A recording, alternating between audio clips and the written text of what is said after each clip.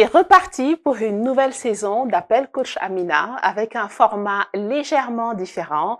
Désormais, on vous invite à nous envoyer vos questions à travers une courte vidéo. Ça nous permet de mieux vous connaître, de mieux connecter également et de répondre ensuite à votre question en live. Comment faire? Envoyez votre question au 78 518 18 18. Aujourd'hui, on va commencer avec la question de Marie.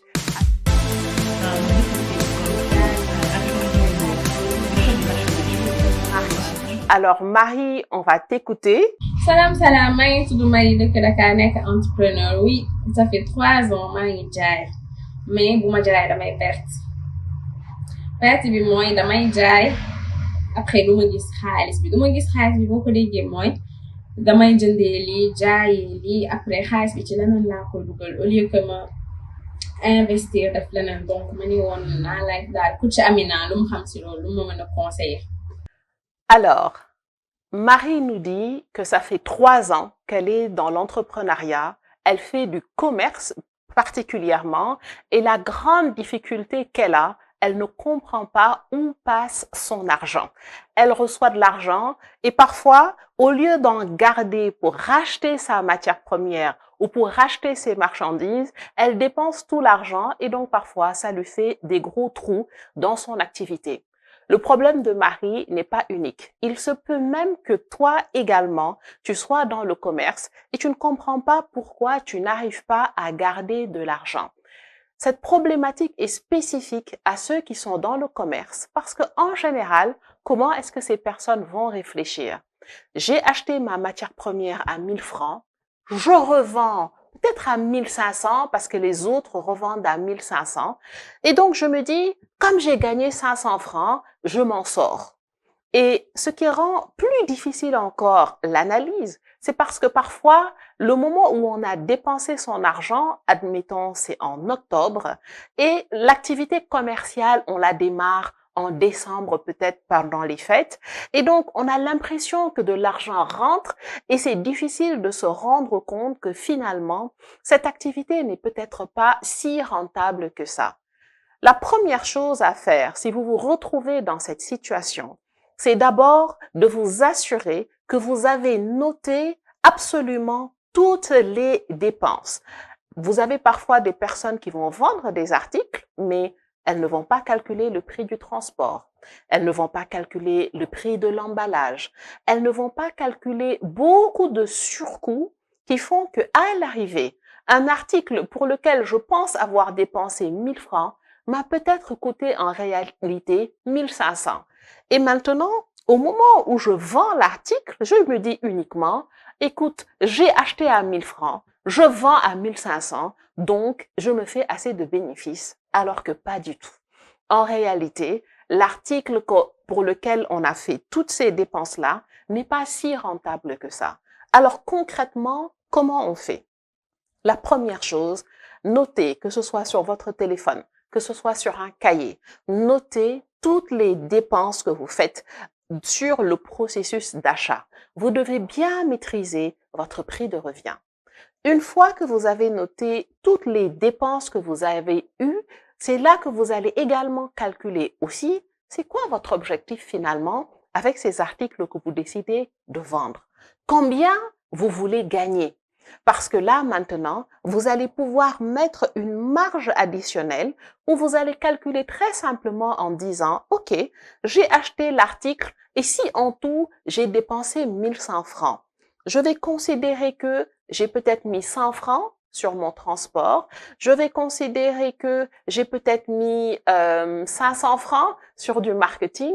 Donc, quand je vais déterminer mon prix de vente, je vais dire, OK, ça, c'est pour le prix de l'article.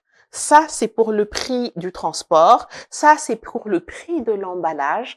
Ça, c'est le montant que je veux me payer. Et donc, au lieu finalement de vendre votre article uniquement à 1500, vous allez vous rendre compte que pour réellement vous en sortir, vous allez devoir vendre cet article-là à 1800 ou à 1900.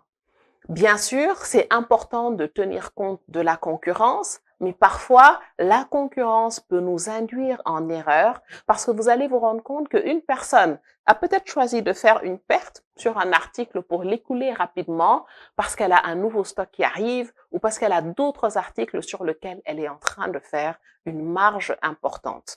Donc, première recommandation, assurez-vous d'avoir bien calculé tous vos frais avant de déterminer un prix de vente. Deuxième recommandation, n'ayez pas peur du prix. Accordez de la valeur à ce que vous vendez.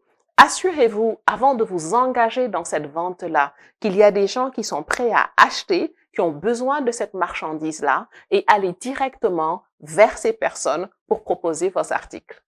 Donc ça, c'était la question de Marie, et on va passer à la deuxième question.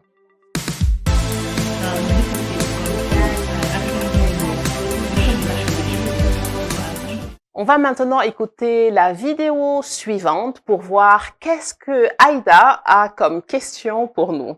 Salam alaikum. Coach Amina maa ngi lay nuyu di la ziar di la jox sa wàccuwaay. En fait man dama def couture dama ko jàng def commerce aussi mais nag bëgg ci yëngu te awma fond awma départ léegi nag ma lay laaj sa conseil pour loo ma mën a jàppale ci conseil waaw loolu laa la doon laaj di la remercier bu baax a baax nag. La grande question du financement. Je me suis formée, j'ai les compétences, je n'ai pas d'argent pour démarrer. Alors, la bonne nouvelle, c'est qu'il existe aujourd'hui plusieurs programmes, comme les programmes de la DER notamment, qui permettent d'avoir un financement pour le démarrage. Pour cela, il est très simple, surtout si vous êtes basé au Sénégal, de vous rendre dans les structures Service Sénégal où vous pouvez déposer un dossier pour faire une demande pour pouvoir être accompagné. Parfois, on n'a pas la chance d'avoir un programme qui peut nous accompagner ou alors on n'est tout simplement pas éligible. Dans ce cas, qu'est-ce qu'on fait? Essayez d'imaginer 3 cercles.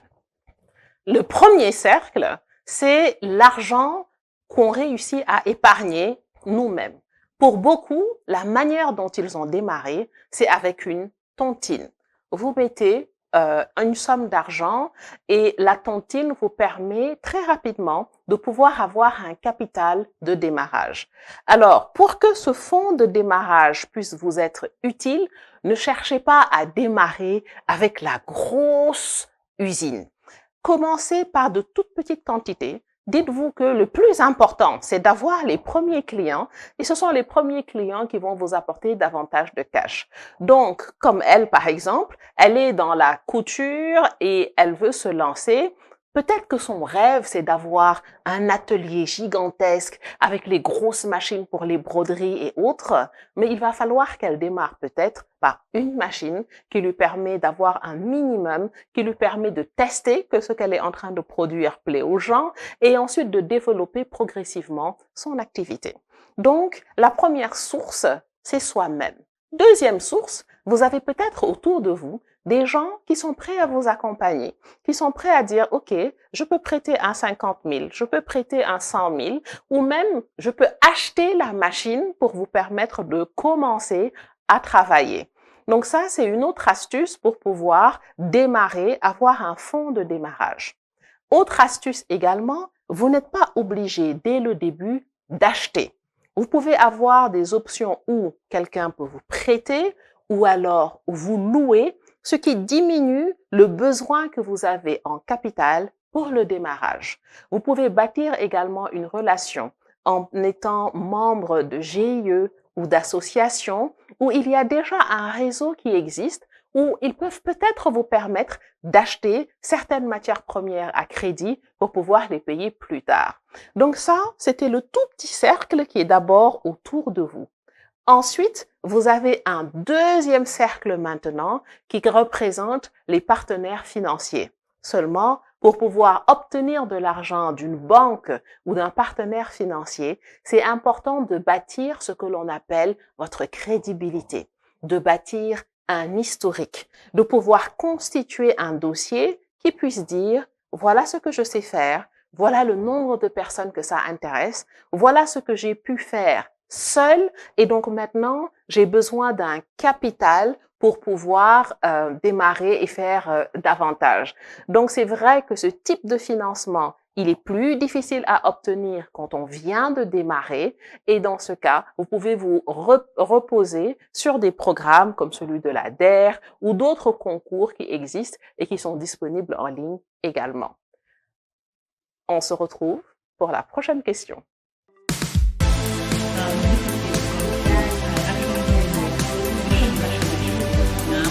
My name is Lucy, and I'm here to clarify something. I really want to go into fashion business, but fashion is too big. So I really want you to help me out which fashion I should start with, or what and what I should do to do the business. That's my question here today.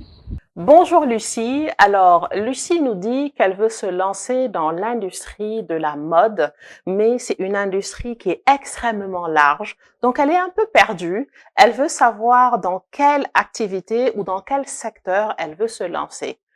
Comme beaucoup d'autres, surtout depuis qu'on met en avant l'entrepreneuriat, certains vont dire « oui, je suis séduit ». Parfois, j'ai même de l'argent, mais je ne sais pas dans quelle activité me lancer. Et pour Lucie, c'est de dire finalement, je sais que je veux me lancer dans la mode, j'ai conscience que c'est un secteur extrêmement large, mais je ne sais pas quoi choisir spécifiquement. Si vous vous êtes reconnu dans la question de Lucie, à ce moment-là, peut-être que ma recommandation ne va pas vous plaire, mais ce serait de dire, avant de vous lancer dans l'entrepreneuriat, essayez d'abord de travailler dans le domaine. Ne vous fiez pas seulement à l'image que vous voyez sur les réseaux sociaux.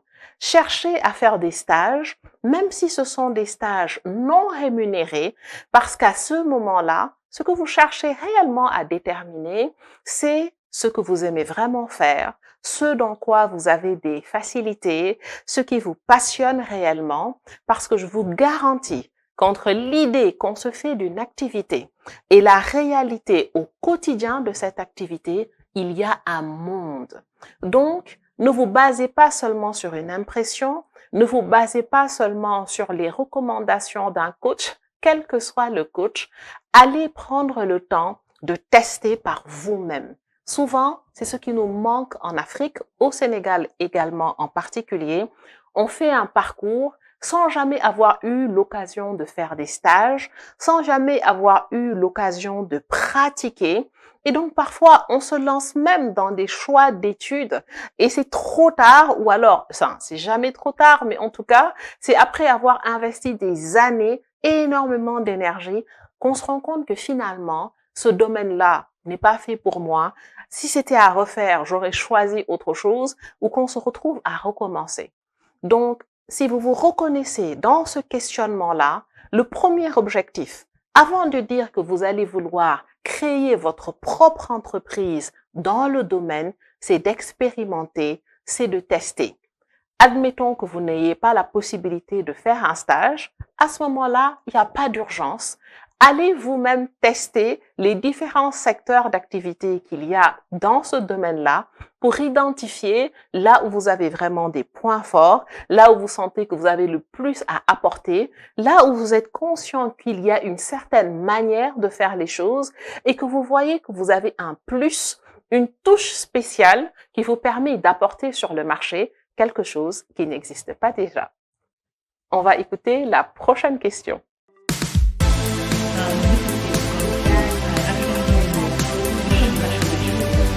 asalaamaaleykum wa rahmatullah waa man la Rokhaya Ndiaye bëgg a yëngu ci commerce te xawma yàgg naa ci yëngu mais xawma parce que su ma commencé duma gis li ma jaay duma gis bénéfice duma gis dara léegi ma bëggoon laaj Amina Diagne coach Amina Diagne naka laa mën a def pour génn ci parce que daal loolu moom mooy sama problème damay jaay lu nekk mais duma xam nan laa ci génne wala ndax dinaa ci am bénéfice ou pas loolu laa bëggoon xam coach Amina boo ma si mënee jàppale merci.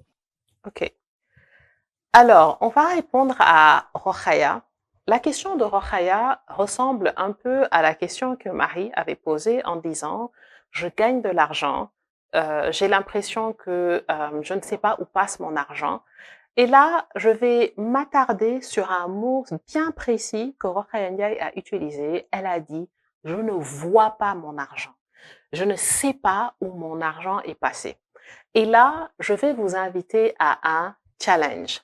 Cet argent, il faut que vous puissiez savoir où est-ce qu'il passe.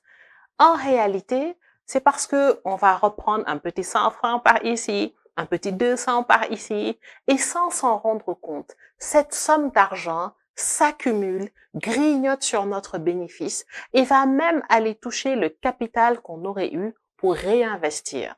Donc là, au lieu de répondre juste comme on l'a fait tout à l'heure en expliquant qu'il est important de bien calculer le prix de vente pour s'assurer qu'on a un réel bénéfice, ici, je vais vous proposer un outil qui va vous permettre de ne plus dire « je ne sais pas où passe mon argent, je ne vois pas où passe mon argent ». Tant que vous ne le verrez pas, vous ne saurez pas prendre les décisions stratégiques pour pouvoir apporter les solutions qui vous conviennent. Il peut y avoir différentes raisons, selon les personnes, qui expliquent pourquoi finalement on ne voit pas son argent. Donc, l'exercice pour voir cet argent, c'est d'écrire. Encore une fois, est-ce que vous écrivez sur le téléphone? Est-ce que vous écrivez sur un logiciel? Est-ce que vous écrivez sur un cahier? Peu importe le format que vous avez, il est important de pouvoir écrire toutes les dépenses que vous faites, que ce soit des dépenses pour la maison, que ce soit des dépenses pour vous, pour les enfants, que ce soit des dépenses pour l'activité. Pratiquez juste cet exercice avant de vous coucher. Et d'ailleurs, si vous pouvez le faire au fur et à mesure, c'est encore mieux. À chaque fois que vous sortez de l'argent, écrivez où est-ce que cet argent est passé. Comme ça, à la fin du mois, à la fin du trimestre, on aura peut-être une autre problématique, mais on ne dira plus jamais « je ne sais pas où mon argent est passé ». On pourra dire « je sais où mon argent est passé, maintenant quelle stratégie est-ce que je vais mettre en place pour soit dépenser moins d'argent à ce niveau-là, soit changer d'habitude, mais au moins vous allez vous baser sur votre réalité, sur vos propres habitudes en termes de dépenses pour prendre les bonnes décisions. Donc, la balle est dans votre camp. Si, comme Rokhaya, vous vous demandez où est-ce que l'argent est passé, j'ai l'impression qu'on m'a volé de l'argent, alors ça veut dire que ce message s'adresse en particulier pour vous. J'espère que ce message, vous saurez utiliser l'outil que je vous propose parce que je vous garantis que c'est extrêmement révélateur de pouvoir savoir d'où l'argent vient, où est-ce que l'argent part, si on veut mettre en place les bonnes habitudes pour développer son activité. Je vous dis à la prochaine fois sur les prochaines questions que vous aurez sur Appel Coach Amina. Donc, faites comme eux, n'hésitez pas. Alors, aujourd'hui, on n'a eu que des femmes, c'est ouvert aux hommes, c'est ouvert à toutes les tranches d'âge, que ce soit en anglais, en français, en wolof et même dans d'autres langues. N'hésitez pas, faites votre vidéo, envoyez-la au 78 518 18 18 et on y répondra avec plaisir sur Télé École, la télé de l'éducation.